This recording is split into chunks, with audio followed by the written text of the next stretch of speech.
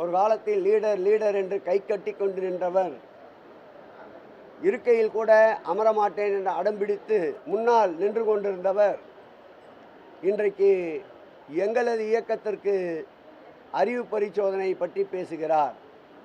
உண்மைதான், அவர்கள் பரிசோதித்துக் கொள்ள வேண்டிய இடம் கீழ்ப்பாக்க மனநல மருத்துவமனை என்பதை இந்த நேரத்தில் அழுத்தம் திருத்தமாக கூறிக்கொள்ள கடமைப்பட்டிருக்கின்றேன். முதல் தேர்தலை சந்திக்க வருகின்றவர்களுக்கு 75 ஆண்டு காலம் பவள விழா கண்ட இயக்கம் பால்வாடி இயக்கத்திற்கு நிச்சயம் இந்த தேர்தலிலே பாடம் சொல்லும் என்பதை இந்த நேரத்தில் நான் தெரிவித்துக் கொள்ள கடமைப்பட்டிருக்கின்றேன்.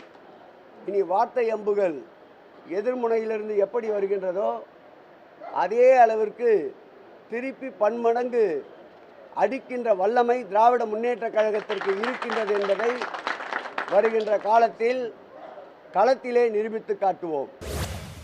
தொகுதி பங்கீடு சம்பந்தமாக எந்தெந்த தொகுதியை நான் கேட்குறேங்கிற லிஸ்ட்டு என்ன தவிர யாருக்கும் தெரியாது. அப்படி இருக்கிறப்ப ஊடகங்களில் நீங்களா ஏதோ தொகுதிகள் வந்ததாகவும் அதில் ஏதோ போட்டிகள் இருக்கா போடுறீங்க. எடப்பாடி அவர்கள் தான் கூட்டணி தலைவராக இருக்கும்போது அமித்ஷா அவர்களை சந்தித்து தொகுதி பங்கீடு பேச்சுவார்த்தை நடத்த வேண்டிய காரணம் என்னன்னு கேட்குறேன். என்டிஏவுடைய ஆல் இண்டியா தலைமை யாருன்னா பிஜேபி. அதன் முக்கிய தலைவர் மாண்புமிகு உள்துறை அமைச்சர் அமித்ஷா அவர்களை அண்ணன் இபிஎஸ் போய் சந்தித்து வந்திருக்காரு. நீங்களா தொகுதி பங்கீடுக்கு தான் நாங்கள் போகிறோம் அப்படின்னு நீங்களா முடிவெடுத்தா, நீங்களே கேள்வியிலே லீட் கொடுத்தா அதுக்கு நான் பதில் சொல்ல வேண்டிய அவசியம் இல்லை. அதிமுகவில் எங்கே யார் தலைமையில் கூட்டணினே தெரியல. இங்கே அதிமுக தலைமையில் இருக்க கூட்டணியா இல்லை டெல்லி பாஜக தலைமையில் இருக்க கூட்டணியா? ரொம்ப புதுசாக இருக்குது தமிழகத்திலே. இது வரைக்கும் இல்லாத அளவுக்கு தமிழ்நாட்டிலேருந்து போய் டெல்லியில் போய் கூட்டணி விவகாரத்தை பேசி டெல்லியில் முடிவு செய்கிற அளவுக்கு தமிழ்நாட்டில் இருக்கிற ஒரு அதிமுகன்ற ஒரு மிகப்பெரிய கட்சி இவ்வளோ மோசமாக இருக்குது. ரொம்ப வருத்தத்துக்குரிய ஒரு விஷயமாக இருக்குது. இதெல்லாம் புதுசாக இருக்குது. புதிதாக ஏதாவது கட்சி கூட்டணி வாய்ப்பு இருக்கா சார்? இல்லை அது சம்மந்தமாக ஏற்கனவே எங்களுடைய தலைவர் அந்த நிகழ்ச்சியிலே சொல்லிட்டாங்க. கண்டிப்பாக மதசார்பற்ற எந்த விஷயத்திலும் நாங்கள் எந்த விதத்தை இது எடுக்க மாட்டோம்னு சொல்லிட்டு, கண்டிப்பாக இது எங்கள் ஒன்லி தமிழக வெற்றி கழகத்தில் எங்களுடைய தேர்தலாக இருக்கும். மற்ற எந்த கூட்டணியாக எங்களுடைய தலைவரை முதல்வர் வேட்பாளராக ஏற்றுக்கொள்ளும் யாராவது வந்தால் அது எங்கள் தலைவர் பரிசீலித்து அறிவிப்பார். மக்கள் பயணிக்கிற பாதையில் நின்றுக்கிட்டு 2106 பேர் இதில் பறக்கும் படைன்னு போட்டிருக்காங்க. இது ஆட்டு வியாபாரிகிட்ட பணம் பறிச்சதுங்கிறாங்க, மருத்துவமனைக்கு கொண்டு போன பெண்ணுகிட்ட பறிச்சதுங்கிறாங்க. உங்களுக்கு தெரியுதுல, அப்புறம் எதுக்கு கொடுக்குறீங்க? இப்ப என்னைய கேட்கிறேன் நான் உங்ககிட்ட, எனக்கு ஒரு தொகுதிக்கு 40 லட்ச ரூபா செலவு பண்ணிக்கலாம்னு அனுமதிக்குது. இந்த 40 லட்சத்தை நான் எப்படி எடுத்துட்டு போறது? இது அண்ணன் சொல்றது புரியுதா? உரிய ஆவணம்ங்கிறீங்க. மருத்துவமனைக்கு அப்பாவை சேர்த்துட்டு பணத்தை கட்டு கொண்டு போறது என்ன ஆவணத்தை கொண்டு போறது? இப்ப ஆடு வித்தவன் என்ன ஆவணம் வச்சிருப்பான்? ஆடு வாங்கினவன் எதுவும் ரசீது கொடுப்பானா? சொல்லுங்க. அப்ப இது பறக்கும் படைங்கிற ஒண்ணு சாலையில போவோர் வருவோரை நீ பிடிக்கிற, அங்க தொகுதியில ஒண்டி வாக்குக்கு காசு கொடுக்கறத நீங்க தடுக்க மாட்டேங்கிறீங்க. அப்ப அந்த இதே தப்பா இருக்குன்னு சொல்றேன். தப்பா இருக்கு, அதை தடுக்கணும். வாக்குக்கு பணம் கொடுக்கறது வாங்குறது குற்றம்னு எழுதி வைக்குது, ஓராண்டு சிறைன்னு. வாங்குறாங்களா கொடுக்குறாங்களா இல்லையா? கொடுக்குறாங்க. அதை கொடுக்கற ஒரு வேட்பாளரை 10 ஆண்டு தேர்தல் நிக்க தடைன்னு ஒரு தேர்தல கூட நிக்க தடைன்னு போட்டா கொடுக்க மாட்டாங்க.